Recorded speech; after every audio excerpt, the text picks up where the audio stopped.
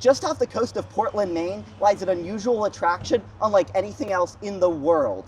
And today, me and my sister Alina are gonna go explore it. But there's a catch. She has no idea what it is. I sure do not. So here are our goals for the day. Number 1, have the classic Portland experience. Number 2, chat with the people of Portland. Wait, we're gonna chat with people? Yeah, we are. Okay. And number 3, we're gonna visit the weirdest attraction in Portland. How does that sound? Sounds good to me. I'm excited. All right, let's do it. All right, let's go.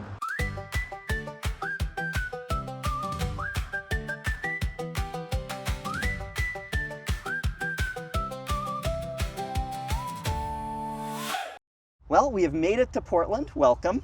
Thank you, thank you.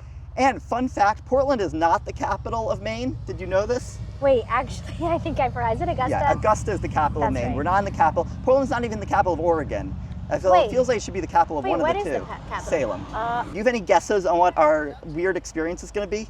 All I keep thinking about is like the biggest tree stump. I honestly have no guesses. Okay. Maybe something to do with like the water though, I'm guessing. The water. Because we're like Interesting. near the water, but I don't know. I honestly don't know. Okay. Well, I'll tell you our first excursion today. We're going to be going to the oldest lighthouse in Maine and the first that was built by the U.S. government in the 1790s. Oh, so I'm I've never excited. seen it. You've never seen it, right? No, I didn't even know it existed. Let's So, go see it. Let's go.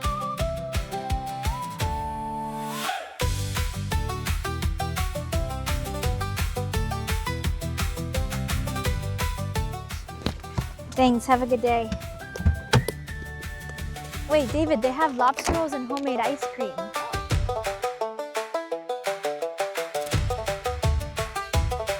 So we're here at the lighthouse. I'm curious, what do you think of it, Alina? I really like it. So this is gonna sound funny, but I was expecting it to be in the water. Yeah, we were worried because there was so much haze and fog. Yeah. But we got here, it's actually quite clear and we can see Yeah. it beautifully. So that was actually not an issue. Yeah. So yeah, highly recommend coming to this. I think it's better than I definitely. expected it to be. It's really gorgeous. And then you can do this walk around where like you take like a gravel walk. Like it's easy, like it's very accessible, I would say. Really lovely. Yeah. It's family friendly. Okay, so now that we've done the lighthouse, we're off to our next activity. What is it? Well, I don't know about you, but I'm really hungry. I am so starving. we are gonna go experience the classic Portland cuisine, which is seafood. So do you enjoy Cape Elizabeth over there with the Yeah, it was really nice. Really pretty, yeah. We're going to be going to what's considered the weirdest attraction in Portland, without saying what it is, because my sister doesn't know. Do you know what I'm referring to? No. Oh, okay. Yeah. All right, I was just curious. I can't say it right now, but Okay. yeah, maybe after the ride I can tell you. I'm about to say, I would love to know what it is. Oh, sweet. Thank you so much.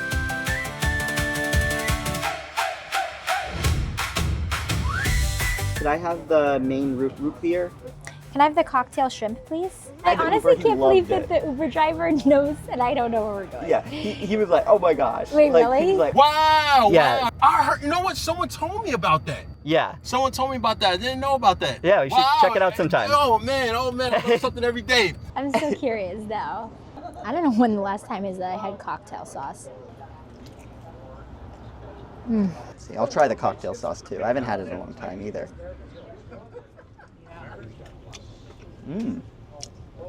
Don't really like the cocktail sauce. I mean, I just don't like cocktail sauce, but the shrimp, very good.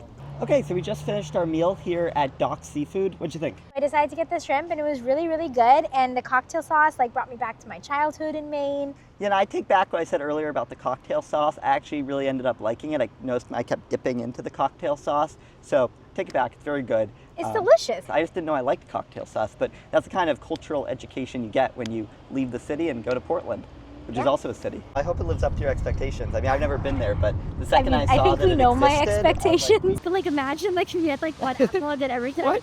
you go to Portland you have to take a bite out of the apple, so anyone that's ever been to gross. Portland has bit out of the same apple. I mean, it's either that or we're going to like the biggest sewage plant. Okay, all right, Alina, it's time that I reveal the weirdest attraction in Portland. I'm ready. So we are going to take a boat to Peaks Island, which is Wait, that guy just told I us know. to visit Peaks Island. I mean, I like Peaks Island. So we're Okay. going to Peaks Island, Uh-huh. but there on that island, there's a woman named Nancy 3 Hoffman. Her middle name is the number 3, and she Okay. runs a museum of umbrella covers.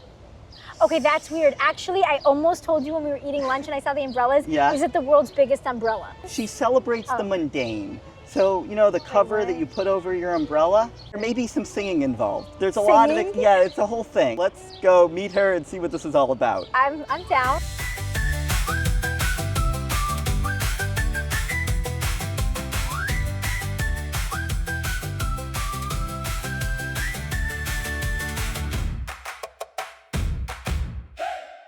I recommend the Umbrella Cover Museum to everybody. This was found on the ground in Boston, National Pie Day. People heard that I was collecting umbrella covers. Why? Because I never used my umbrella covers and I never threw them out. I let them accumulate in this copper bin in my front hall, and when I cleaned it out one year, I found a bunch of umbrella covers. Nancy 3 Hoffman is amazing. Like, she's got so much to tell you. For Nancy 4 Hoffman. It sounds like I'm running for a seat called Hoffman. Nancy 8 Hoffman. Sounds like I'm a cannibal. I think certain numbers would look like a letter. 5 looks like an S. This is how to say 3 in 18 languages. Set is Korean. Thalata, that's Arabic. Here we have the petting zoo, so you can feel the fabrics of umbrella covers. And I asked myself, do other people use these? What do they do with them? The generally they. So my first friend that I asked was Becky, and she had 2 in her closet. I thought, I'm onto something. My family, my friends, almost all had umbrella covers without umbrellas because they're so hard to get back on. I mean, there's so many reasons. One thing that stood out to me was that she speaks in French and also has like a French accent at times. And over here, we will look at the beautiful artworks on umbrella covers. And now I like to speak French like this, okay? Oui, you can maybe probably do the same thing if you want. My sister-in-law, she said we're going to the Umbrella Cover Museum and didn't know what to expect. And she said the sign says you really won't know unless you come in, and sure enough, it was what an experience. Now the sexy covers are in the back room. Just so you know, the red light district is on the right inside. The X-rated covers are on the left in a box. Another thing that I love is that she has us read aloud the mission statement with her. Okay, we're gonna have a group reading of our mission statement, please. Ready? The Umbrella Cover Museum is dedicated to the appreciation of the mundane in everyday life. It is about finding wonder and beauty in the simplest of things. The curator, she was full of information. I stole this umbrella cover from a store in Portland, Maine. I call it the crime of passion. I walked into the store. I loved this design. I just thought it was so pretty. And I had to have the cover, but I did not need another umbrella. So I slipped it off of the umbrella, put it in my pocket, and walked out of the store. I got away with it. Not only that, the store has gone bankrupt. And also there's a song. She has a couple theme songs, and she gets the accordion out and she gives us all maracas, and we're shaking, and she's doing the accordion, and we're singing these great songs. Come look at the umbrella covers. They come over land, over sea. They're sure to impress and amaze you.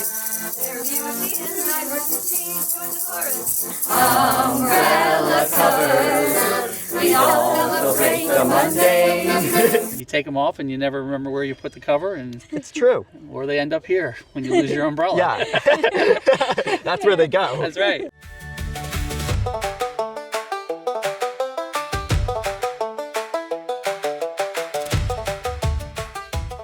The best museum I've ever been to, hands down. Agreed. Like, I've been to a lot of museums. No. Best Agreed. one. Agreed. Better than the Louvre. Maybe the only one that I would actually recommend. Yeah, I know. I'm We're not a not museum neither of us people. like museums. But this one is something special. Let us smile, see your umbrella on a rainy sea.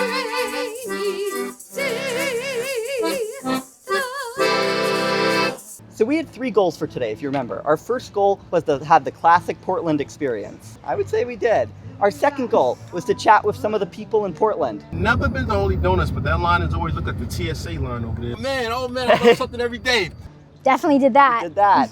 And number 3 was to visit the weirdest attraction in Portland. So please look at this central umbrella cover. What do you think that's made out of? Gum wrappers, exactly right. You get a prize. Oh boy, did we do We that. did that, and I would do that again any day. There was actually a fourth surprise goal for the day, which was to do a YouTube video with my sister, because we used to do YouTube videos a lot when we were little. It was really special to be able to come out here and do this with you today. So thanks for taking the time to do it. Of course, you're gonna make It me meant a cry. lot. That was really sweet.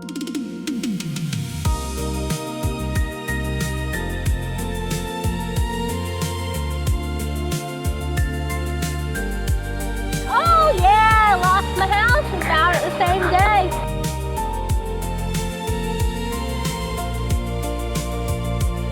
We did it. We did it. When it starts to rain,